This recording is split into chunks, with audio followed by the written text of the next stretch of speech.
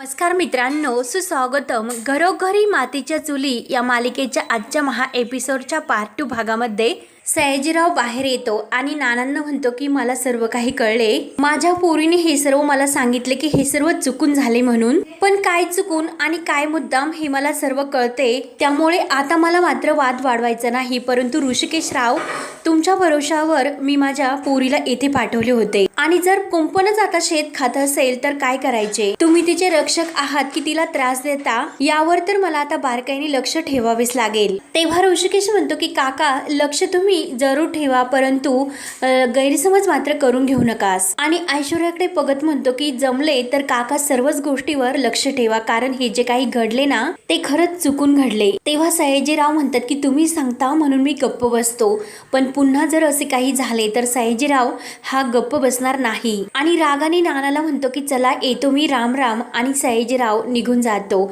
ऐश्वर्याचा आणि सयाजीचा प्लॅन मात्र सक्सेस झाल्यामुळे ऐश्वर्याला खूप आनंद होतो। तेव्हा नानांना वाटलं तर खूप वाईट वाटते आणि ते रूम मध्ये काही न बोलता निघून जातात। तर सुमित्रा रागाने जानकीकडे बघत रूम मध्ये निघून जाते। तेव्हा ऋषिकेश हा ऐश्वर्याकडे बघत असतो तर ऐश्वर्या मुद्दाम आपल्या हातावर फुंकर मारण्याचे नाटक करते।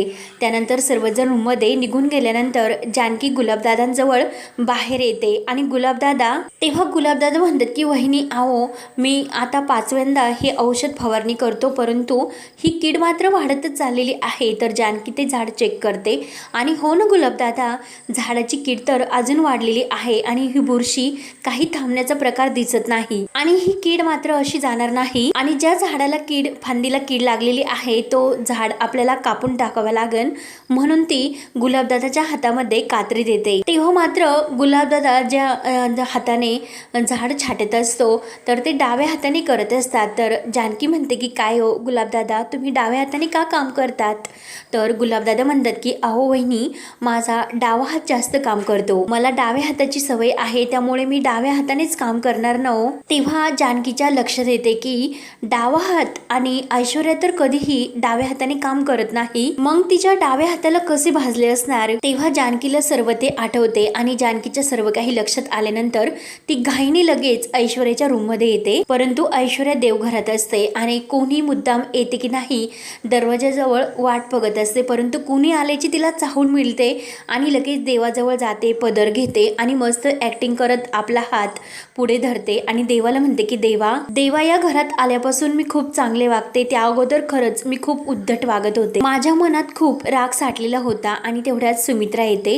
सुमित्रा हे सर्व ऐश्वर्याचे ऐकत असते आणि सुमित्राने हे सर्व ऐकावे म्हणूनच ऐश्वर्याचे हे नाटक सुरू असते। देवाला म्हणत असते की मला खरंच माझ्या आईने, जानकी वहिनीने आणि माझ्या नवऱ्याने सारंगने मला या घरात इतके प्रेम दिले, इतकी आपुलकी दिली, माझ्या मनातील राग कधी वितळला हे माझे मलाच कळले नाही, पण आता मला रणदिव्यांची सून असल्याचा मला खरंच अभिमान वाटतो, मला माझी जबाबदारी सुद्धा कळते, पण देवा मला एक गोष्ट कळत नाही की जानकी वहिनींना माझे वागणं, बोलणं, माझे काम करणे का त्यांना आवडत नाही, कारण मी तर खूप काम करण्यात मनापासून प्रयत्न करत असते। आणि आपला हात पुढे करून देवाला म्हणते की त्यांच्या कसोटीत उतरण्याची मला शक्ती दे आणि मुद्दाम सुमित्राच्या मनात जानकीविषयी विष पेरवण्यासाठी हे सर्व तिचे नाटक सुरू असते। आणि मुद्दाम सुमित्रा तेथे आहे हे पाहून लगेच ऐश्वर्या देवाला म्हणते की अरे देवा, सर्वात महत्त्वाचे म्हणजे माझ्या आईंची तब्येत तू लवकरात लवकर बरी कर, त्यांना मात्र काही त्रास होऊन देऊ नको। आणि मुद्दाम तो हात दुखण्याचे खूप नाटक करते,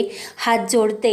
तेव्हा सुमित्रा मात्र ऐश्वर्याच्या या नाटकी स्वभावावर खुश होते आणि तिला असे वाटते की ऐश्वर्या नक्की आता बदलली असेल, म्हणून ती प्रेमाने ऐश्वर्याच्या डोक्यावर हात ठेवते। तेव्हा ऐश्वर्या घाईने उठते आणि आई, तुम्हाला काही हवं होते का, मला सांगायचे, आणि मुद्दाम तो हात पुढे धरते आणि त्याला खूप वेदना होतात असे सुमित्राला दाखवते आणि आई मला हाक मारायची, मी आले असते, तुम्हाला काय हवं होतं, आणि तो हात दाखवते। सॉरी आई, माझ्या हाताला लागले, पण मी नक्की प्रयत्न केले असते। आणि तेवढ्यात सारंग सुद्धा दरवाजात येतो आणि त्या दोघींचे बोलणे तो ऐकतो। तेव्हा सुमित्रा अगदी डोळे भरून ऐश्वर्याकडे पाहत असते आणि म्हणते की नाही ग ऐश्वर्या, तू आराम कर। आणि तिच्याकडे बघत खुश होऊन म्हणते की ऐश्वर्या खरंच किती सुधारली, किती काळजी घेते ती माझी। आणि सारंग सुद्धा हे सर्व बघून खूपच खुश होतो।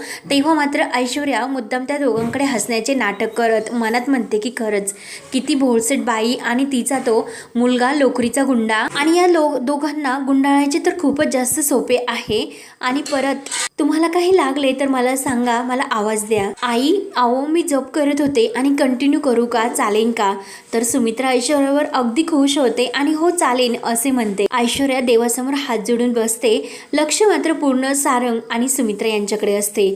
तेव्हा मात्र ऐश्वर्याचा तो नाटकी स्वभाव हा त्यांना खराच वाटतो आणि सुमित्रा खुश होऊन सारंगला म्हणते की अरे सारंग, अशी बायको मिळायला नशीब लागते. सारंग तर अगदी खुश होतो आणि ऐश्वर्याच्या सर्व काही मनासारखे होते. त्यानंतर इकडे जानकी ऐश्वर्याच्या रूम मध्ये येते आणि ऐश्वर्याला आवाज देत असते, परंतु ऐश्वर्या तिकडे देवघरात असते. तेव्हा जानकीला तेथे जे काही ते ऐश्वर्याने ब्लॅक बोर्ड बनवलेला असतो आणि त्यावर तिने जे काही कुटुंब पुढे होणार आहे की जानकी आणि ऋषिकेश ओवी या घरातून जाणार आहे आणि त्यांच्या नावावर तिने त्या डॅश फुल्या मारलेल्या असतात. तर जानकी लगेच तो बोर्ड पाहते. तेव्हा जानकीच्या सर्व काही लक्षात येते आणि जानकीला खूप राग येतो आणि त्याच वेळेस ऐश्वर्या रूममध्ये येते आणि दरवाजातून ती जानकीला पाहते. तेव्हा मात्र ऐश्वर्याला समजलेले असते की जानकीच्या डाव्या हाताला लागलेले आहे, म्हणून मुद्दाम ती बेडवरील एक वस्तू घेते आणि जोरात फेकते. मात्र ऐश्वर्या ही आपली ती वस्तू आपल्या उजव्या हातात झेलते. तेव्हा मात्र जानकी तिच्याकडे पाहत म्हणते की काय ग, अगं आपल्या अंगावर जर एखादी वस्तू आली तर तू बरोबर उजवा हात पुढे केला आणि किचनमध्ये जेव्हा तू भांडे उचलले तर डावा हाताने का उचलले असेल? अगं ऐश्वर्या, कितीही प्रयत्न कर परंतु सत्य मात्र कधीही लपून राहत नाही. शेवटी ती उघडकीस येतेस आणि जोराने ती ऐश्वर्याचा डावा हात धरते. तर ऐश्वर्या जोरात आई ग असे ओरडण्याचे नाटक करते. वहिनी सोडा, अहो लागलेले आहे मला. जानकी म्हणते की काय लागले? आणि तिने जे हातावर ते व्यवस्थित असे स्टिकर चिटकवलेले असते आणि जानकी ते काढते आणि तू अजून नाटक कर, अजून ओरड, म्हणजे सर्व काही नाटक सर्वांसमोर येईनच. आणि काय ऐश्वर्या, अजून किती खोटेपणा करशील? आणि हाताला धरून तो बोर्ड तिला दाखवते आणि हे काय आहे याचा जाब विचारते. हा सर्व ऐश्वर्या काय प्रकार आहे? इथे काय लिहिले तू? नानांच्या बाजूने सारंग, सुमित्रा, ऐश्वर्या, सौमित्र, शर्वरी हे सर्व नानांच्या बाजूने आहे. आणि इकडे काय लिहिले तू? ऋषिकेश, जानकी, ओवी, आमच्या तिघांची नावं तू खोडलीस का? हे सर्व आणि मला ऋषिकेशला आईपासून तोडण्यासाठी तुझे हे सर्व नाटक सुरू आहे ना? तेव्हा ऐश्वर्या म्हणते की हो आणि दरवाजाची कडी ती लावून घेते. तुम्हाला तर आता सर्व कळलेलेच आहे. मग तुम्हाला हे सर्व कळलेच असेल आणि हे सर्व सुद्धा तुमच्या लक्षात आलेच असेल की मी हे सर्व का केले म्हणून. तेव्हा जानकी विचारते की का केलेस? तर ऐश्वर्या खूप भडकते आणि हे सर्व तुझ्यामुळे केले. तुझ्यामुळे मला माझ्या आयुष्यात जे हवे होते ते नाही मिळाले. ज्या मुलाशी मला लग्न करायचे होते त्या मुलाशी माझे लग्न नाही झाले आणि ज्याच्याशी मला लग्न करायचे नव्हते त्या डिफेक्टिव्ह पीसशी, त्या सारंगशी, आणि त्याच्याशी माझे लग्न झाले. आणि या घरात मी लग्न करून आले तर लगेच तुझा शिकवणीचा वर्ग सुरू झाला. ते कर, हे करू नको, ते करू नको.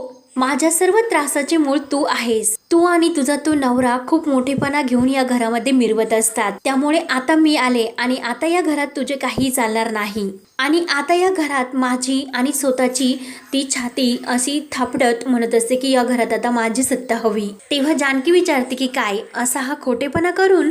ऐश्वर्या म्हणते की हो, विसरलीस का? युद्धात आणि प्रेमात सर्व काही माप असते. जेव्हा या घरात मी लग्न करून आले तेव्हा या घरातील सर्व माणसे, सर्व कुटुंब, अख्खं कुटुंब तुझ्या बाजूने होते. पण आज मात्र तसे नाही की सारंग, आई, आजी माझ्या बाजूने आहेत. मग बघूयात की कोण जिंकते ते. आणि आपल्या गळ्यातील माळ काढते आणि काय, या माळेबद्दल तू काय म्हणाली होतीस? आणि ही माळ म्हणजे कुटुंब.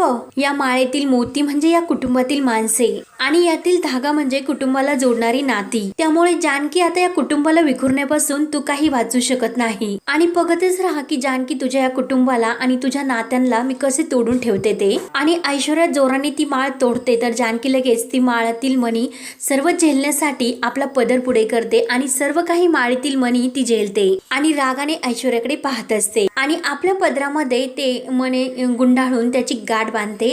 आणि तू कितीही तोडण्याचा प्रयत्न कर ऐश्वर्या, मात्र तुला मी तोडून देणार नाही. माझ्या कुटुंबाला मी विखरून नाही देणार. ऐश्वर्या, तुझ्या अहंकारामुळे तू आंधळी झालीस. चांगलं काय, वाईट काय यातील फरक तुला कळेनासा झाला. ही लढाई तू सुरू केलीस. ही लढाई आहे तुझ्या खोटेपणासमोर माझ्या खरेपणाची. ही लढाई तुझ्या वाईटपणासमोर माझ्या चांगुलपणाची. तुझ्या द्वेषासमोर, अहंकारासमोर माझ्या नम्रतेची आणि विश्वासाची ही लढाई आहे. आणि ऐश्वर्या, ही लढाई तू नक्की हारणार. तू मला आणि ऋषिकेशला आमच्या आईपासून कधीही तोडू शकणार नाहीस. कधीच नाही. तर ऐश्वर्या म्हणते की फक्त आईंपासून नाही आणि चुटकी वाजवत बोट दाखवत म्हणते की महिनाभराच्या आत तुला आणि ऋषिकेशला नाही घराच्या बाहेर काढले तर नावाची ऐश्वर्या नाही. तेव्हा जानकी मात्र हसत म्हणते की मला हरवणं आणि मला कमी लेखणं हेच तुझं टार्गेट आहे ना, आणि चल मी तुझं चॅलेंज स्वीकारते. महिनाभराच्या आत मी नाही घरच्यांसमोर सर्वांसमोर तुला नाक घासायला लावले तर मी सुद्धा नावाची जानकी नाही. तेव्हा ऐश्वर्या हात पुढे करते, चॅलेंज असे बोलते. तेव्हा जानकी तिच्या हातामध्ये हात देऊन चॅलेंज असे म्हणते. तेव्हा दोघीमध्ये चॅलेंज लागते. तेव्हा घाईने जानकी ही टेन्शनमध्येच आपल्या रूममध्ये येते आणि जानकीला इतके रागवलेले पाहून ऋषिकेश विचारतो की जानकी काय झाले. तेव्हा जानकी म्हणते की ऋषिकेश माझा अंदाज अगदी खरा ठरला. ऐश्वर्या तिचा हात भाजला हे सर्व नाटक करत होती, हे सर्व खोटं होते. ऋषिकेश म्हणतो की काय, तर जानकी म्हणते की हो, एकतर माझे खूप डोके भनभनले आणि हे सर्व काय होते. तर ऋषिकेश म्हणतो की अगं जानकी हे असे असेल आपण लगेच आई आणि नानांना सांगूयात. जानकी अगं हीच वेळ आहे, आपण गप्प बसायला नको. पण तू खात्री केलीस ना. तर जानकी म्हणते की हो ऋषिकेश मी खात्री केली. पण तर ऋषिकेश म्हणतो की पण काय जानकी, अगं या सर्वाचा मला खूप त्रास होतो. या मुलीने आपल्या घराचे वातावरण इतके गढूळ करून टाकले ते मला नाही सहन होत. आपण हे सर्व नाना आणि आईंना जाऊन सांगूयात. म्हणून ऋषिकेश जायला निघतो तर जानकी त्याच्या हाताला धरते आणि ऋषिकेशला म्हणते की अहो त्याचा आता काही उपयोग होणार नाही. ऋषिकेश विचारतो की का, तर जानकी म्हणते मी ऑलरेडी आईंच्या रूममध्ये जाऊन आले परंतु आई काही बोलल्या नाही. आणि तेव्हा जानकी आईंच्या रूममध्ये जे काही घडले ते सर्व ऋषिकेशला सांगते. जानकी सुमित्राला म्हणत असते की आई मला तुमच्याशी बोलायचे. तर सुमित्रा मात्र जानकीकडे पाहत सुद्धा नाही आणि मला माहिती आहे की तुला नेमकं काय बोलायचे, हेच की ऐश्वर्याच्या हातून काहीतरी चूक झाली किंवा ऐश्वर्याकडून काहीतरी प्रॉब्लेम झाला. मागच्या काही दिवसापासून मी पाहते विशेषतः ऐश्वर्यामध्ये इतका मोठा बदल झाल्यापासून ऐश्वर्या तर खूप बदलली आहे आणि तू तिचे कौतुक करण्याऐवजी तू तर तिच्याबरोबर उलटच वागते. अगं नवीन सुनांचे तू कौतुक करायला हवे. अगं जानकी मला असे वाटले होते की तू सर्वांना सांभाळून घेशील पण नाही, तू सारखी त्यांची तक्रारच घेऊन माझ्याकडे येत असते. जानकी म्हणते की आई प्लीज ऐकून तरी घ्या. परंतु सुमित्रा कुठे ऐकायला तयार नसते आणि काय ऐकू मी तुझे, अजून इतकी वर्ष मी तुझेच ऐकत आले, तुझ्यावर विश्वास ठेवला आणि तू तर स्वतःच्या धाकट्या जावेवर जरा सुद्धा विश्वास ठेवायला तयार नाही. सगळ्यांनी एकत्र मिळून राहावे असे तर तू कायम म्हणत असते आणि वेळ आल्यानंतर तुला जे हवं ते तूच करते. आणि आता सुद्धा हे सांगण्यासाठी आली असेल की आई ऐश्वर्याचा हात भाजला हे सर्व नाटकच आहे. आणि तेवढ्यात ऐश्वर्या दरवाजा उघडून आतमध्ये येते आणि त्यांचे बोलणे ऐकते आणि हात पुन्हा धरून म्हणते की आई अहो काय झाले, तुमचा आवाज इतका का वाढला, हे सर्व सोडून द्या, अगोदर खाली बसा. आई अहो तुमचा बीपी वाढेल किंवा लो होईल, तुम्ही प्लीज असं स्वतःला आरडाओरडा करू नकास, आवाज चढू नकास. आणि जानकीला म्हणते की वहिनी काय झाले. जानकी म्हणते की काही नाही. तर ऐश्वर्या मुद्दाम म्हणते की आई अहो मी तुम्हाला काही खायला घेऊन येऊ का, तुम्हाला बरं वाटेल. तर सुमित्रा म्हणते की नको राहून दे. ऐश्वर्या म्हणते की काय झाले आई, माझे काही चुकले का हो. सुमित्रा म्हणते की अगं बाळा तसे काहीच नाही. आणि जानकीकडे रागाने पाहत म्हणते जरी कोणी मला तसे सांगितले मी काही विश्वास ठेवणार नाही. जानकीला मात्र हे सर्व पाहून आणि ऐकून तिच्या डोळ्यात पाणी येते आणि ते सर्व पाहून ती मनात म्हणते की ऐश्वर्याने पूर्णपणे आईंचे मन तिच्याकडून वळवून घेतले आणि हे सर्व झालेला प्रकार ती ऋषिकेशला सांगते. ते ऐकून ऋषिकेश म्हणतो की अगं जानकी आईचा आपल्याकडे पाहण्याचा दृष्टिकोन इतका बदलला. जानकी अगं ऐश्वर्याने आपल्या आईला इतके बोलवले. तेव्हा जानकी रडतच म्हणते की दुर्दैवाने हो. आणि फक्त एवढेच नाही तर तिने हे सर्व अगदी प्लॅनिंगने केले. ऋषिकेश म्हणतो की म्हणजे, तर जानकी म्हणते की म्हणजे तिने सुमित्रा आई आपली सावत्र आई आहे हे सुद्धा आपल्यापर्यंत पोहोचवले. सर्व व्यवस्थित प्लॅनिंग करून आपल्याला येणारे फोन कॉल्स आणि तो माणूस सर्व काही हे सर्व तिनेच प्लॅन केले होते. अहो ऋषिकेश फक्त आणि फक्त आपल्या घरात सावत्रपणा आणण्यासाठी आणि ती त्यात तर यशस्वी सुद्धा झाली. ज्या प्रकारे तिने सौमित्र भाऊजींना किडनॅप केले होते आणि ज्याप्रमाणे ती सर्वांना म्हणते की मी देश दोढीला लावेल, त्यापासून मला आता समजले की ती सर्व किती अगोदर पासून हे सर्व प्लॅन डोक्यात घेऊन आली. खरंच माझे चुकले, हे सर्व माझ्यामुळेच झाले. नाना म्हणत होते की ऐश्वर्या सुधारणारी मुलगी नाही, पण मलाच वाटले की ती आपल्या कुटुंबाचा भाग आहे, तिला एक संधी द्यायला हवी. आणि ऐश्वर्या फक्त सुधारण्याचे नाटक करत होती आणि आईंचे मन दूषित करत करत होती. ऋषिकेश म्हणतो की हो, ती सयाजीरावांचीच मुलगी आहे, तिच्या रक्तात राजकारणच आहे. पण जानकी, अगं मला एक गोष्ट कळत नाही की या घरभेदी मुलीला आपलं घर मोडून काय मिळणार आहे. तेव्हा जानकी म्हणते की सूड उगवल्याचं समाधान, बाकी काही नाही. तेव्हा आपल्याला जे काही करायचे ते मात्र अगदी सावधगिरीने करावे लागेल.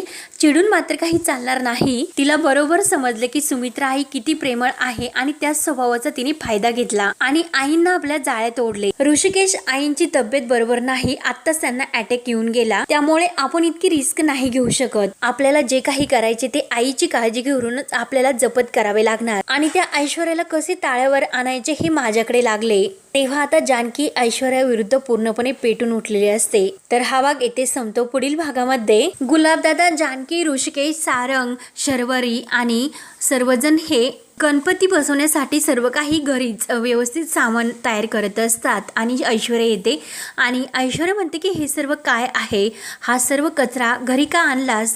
तर सुमित्रा म्हणते की अगं हा कचरा नाही ऐश्वर्या, गणपतीच्या मखराचे साहित्य आहे. तेव्हा लगेच ऐश्वर्या म्हणते की आई, मी ऑर्डर देते, एक सुंदर मखर घरात येईल. तेव्हा जानकी म्हणते की अगं ऐश्वर्या, घरी मखर बनवण्याची गंमतच वेगळी असते. सर्वांनी इतकी छान असे डेकोरेशन तयार गणपतीसाठी जे काही सजवलेले असते आणि त्यावर ऐश्वर्या मुद्दाम कुंडीवरून फेकून देते आणि सर्व काही मखर ती तोडून टाकते.